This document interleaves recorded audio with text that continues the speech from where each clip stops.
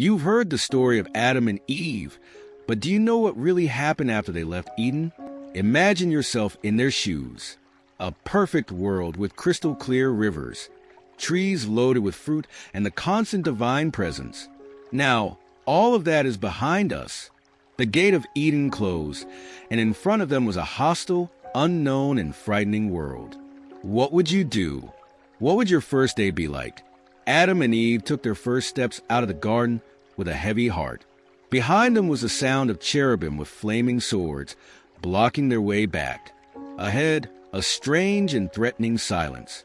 There was no longer the scent of flowers or the harmonious sound of streams, just the dry sound of your feet stepping on hard, inhospitable ground. For the first time, they felt what it was like to be alone. The first night was unforgettable, but not in a good way. Before, in Eden, there was a constant light. Even at night, the presence of God illuminated everything with serenity. Now the darkness was complete. The cold cut into their skin, and the hard ground hurt their bodies. Every sound in the room seemed like a threat.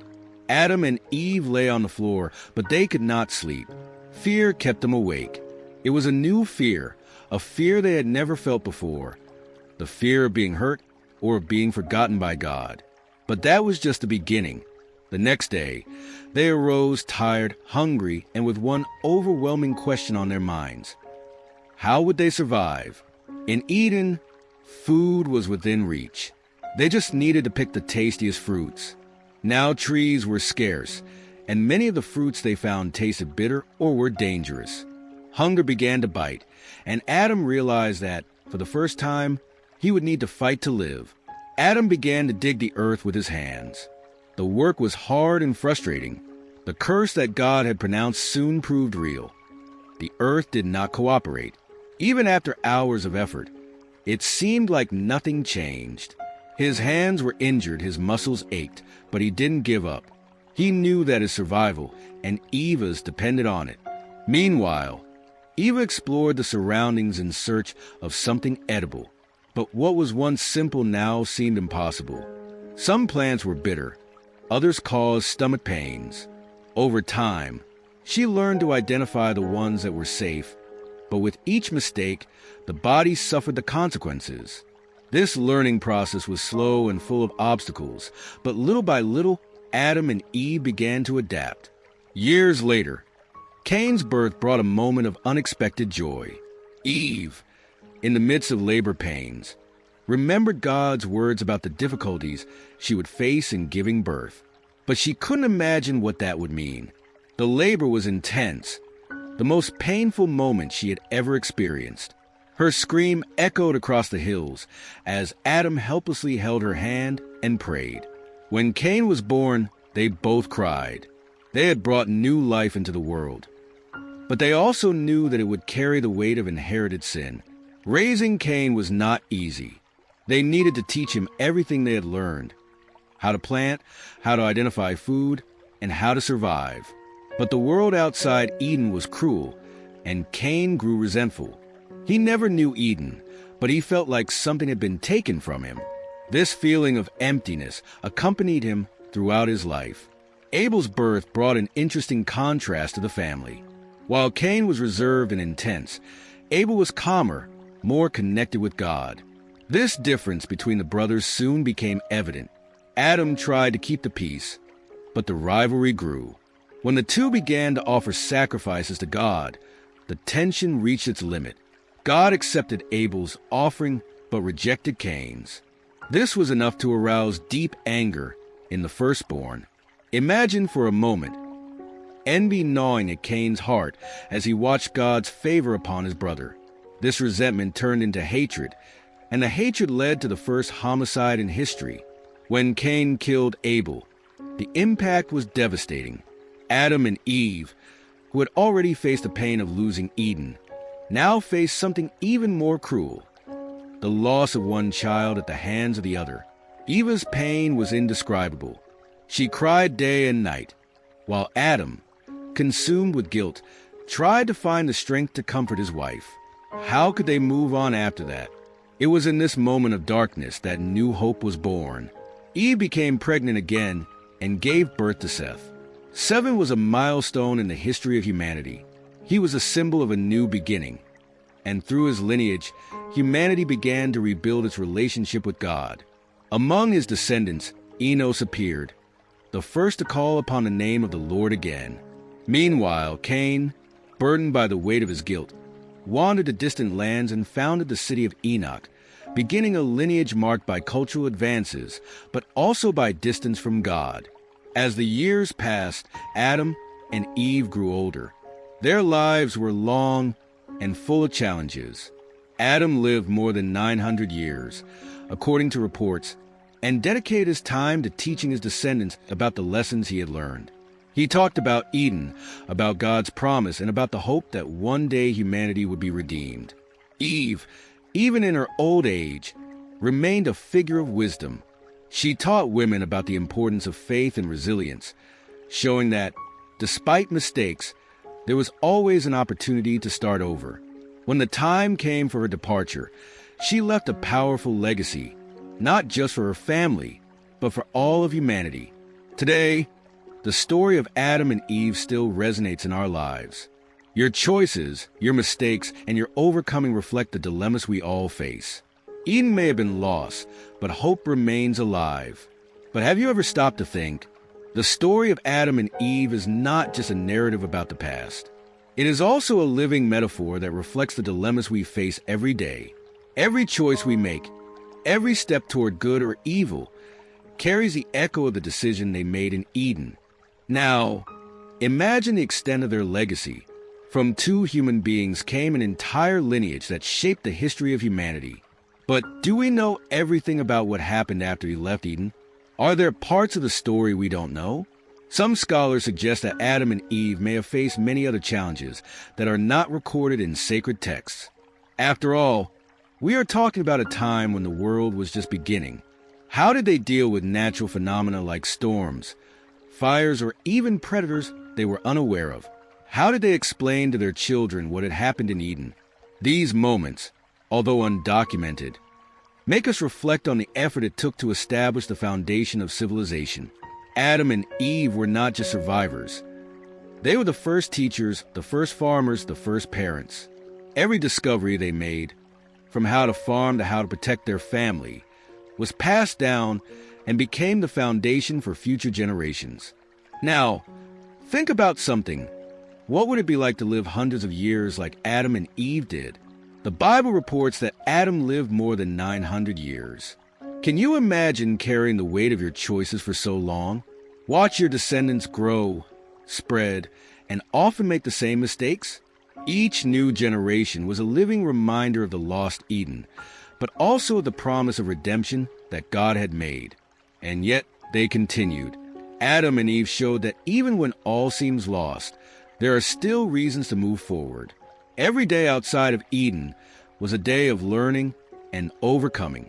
Each achievement, no matter how small, was proof that humanity was capable of adapting and thriving, even in an imperfect world. Now, imagine what it would be like for Adam's descendants to hear stories about Eden. For them, the perfect garden was nothing more than a myth. Many probably wondered if he had really existed. Others may have been envious of Adam and Eve for having lived there, even if only for a short time. This disconnection with the original paradise is something we see reflected to this day. Isn't it true that we all, at some point, feel like there is something missing? An emptiness, as if we were always trying to return to a place we don't even know? And perhaps this is the greatest lesson in the story of Adam and Eve. Eden may have been lost physically, but the desire to return to it, to achieve a full life, connected and in harmony with God, remains alive in all of us. Returning to the end of Adam and Eve's lives, their last words must have been a mix of warning and hope. Adam, knowing that his death was near, probably gathered his descendants and spoke about God's promise. He knew that despite the difficulties, there was a bigger plan afoot. His words must have resonated as a call to his children and grandchildren not to give up, even when life seemed unbearable. And so, the story of Adam and Eve does not end with sadness, but with a legacy that spans millennia. A legacy that reminds us that even in the midst of our fall, there is always the possibility of redemption. Now, stop for a moment and reflect. How many times have you faced moments when you felt like everything was lost? How many times have you thought about giving up? The story of Adam and Eve teaches us that it is possible to start over, even when the scenario seems hopeless. If you enjoyed this journey, leave a like on this video because it helps us continue to bring you impactful stories like this. Share with your friends so that more people can reflect on what this story means to them. But did Adam and Eve imagine the extent of what they had started? Every choice they made, every step they took outside of Eden, shaped not only the history of their own family, but that of all humanity. Imagine what it would be like for them to look at their descendants and see the different directions each one took. Some sought the presence of God, while others turned away completely. And what does that say about us? The same choice that Adam and Eve faced in the garden continues to be presented to all of their descendants, generation after generation. We are constantly in an internal battle between what we know is right and what we want, even if we know it is not what is best for us. Maybe that's what makes their story so universal. It speaks directly to the human condition. Going back to the lives of Adam and Eve, they not only lived to see their children and grandchildren, but they also witnessed the emergence of a primitive society. Their descendants began to spread out, forming small groups and creating the foundations for what would eventually become cities. Each new generation brought innovations, but also new challenges. Adam and Eve, like the first ones, were seen as a kind of living reference. Can you imagine what they felt as they realized how the world was changing around them?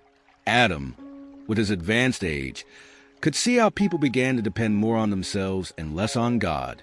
Eva, on the other hand, probably took a more active role in family interactions, passing on their stories and teaching them about the consequences of the choices they had made. And speaking of which, what did Adam and Eve tell their descendants about Eden? Did they describe every detail, trying to keep the memory alive? Or did they prefer to avoid the subject, knowing that talking about the lost paradise would only increase longing and regret? Some traditions suggest that Adam, in his later years, became a man of deep reflection.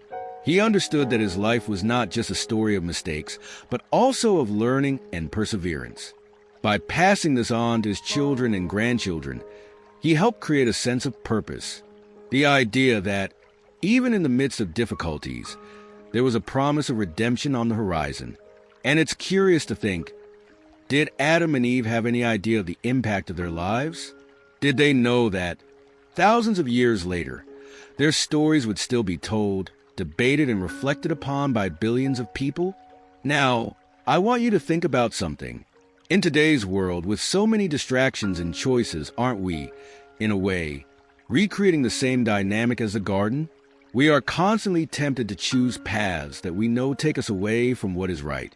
But just as Adam and Eve learned, there is always an opportunity to return. There is always a time when we can choose a new path. Adam and Eve left a legacy that is both a warning and an inspiration. They show us that the consequences of choices are real, but also that perseverance is possible. Even though they lost Eden, they didn't give up.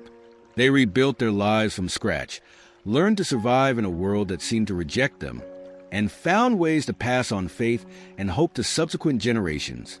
And even in the face of all this, one question remains. What would the final reconciliation of Adam and Eve with God be like? What did they say in their last prayers? Did they ask for forgiveness? Or were they simply grateful for the chance to stay alive and leave a legacy? This reflection brings us to the main point of this story. Eden may have been lost, but humanity's journey is far from over. Each of us carries within ourselves the same search that began with Adam and Eve, a search for redemption, for meaning, for something greater. So, I want to invite you to think, what is your Eden? What are you looking for? And most importantly, what are you doing to get there? If this reflection touched you, leave a like on this video. It not only helps us grow, but also brings profound messages like this to more people. Share with your friends, because we never know who might need to hear something like this today. And don't forget, Our channel is full of stories and reflections that will surprise you. There are more mysteries, more answers, and more questions that will make you think. Turn on notifications so you don't miss any videos, and we'll see you in the next one.